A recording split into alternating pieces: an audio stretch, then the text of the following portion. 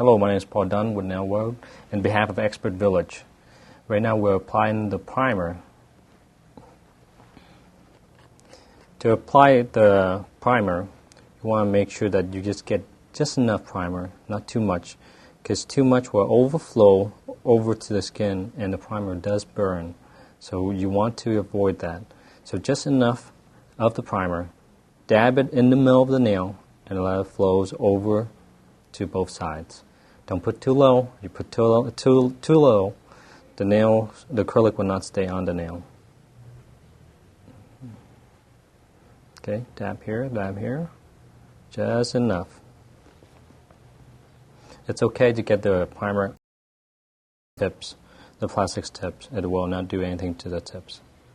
But make sure that when your client have a cut or so, avoid that. That will burn it also. If you do have a burn, then use alcohol or water or any kind of anti-burn, primer burn, and apply it on the finger immediately. Or try to avoid putting on the nail, the anti-burn on the nail, because you're going to wash the primer away. So there it is, applying the primer. It's very crucial, and be careful.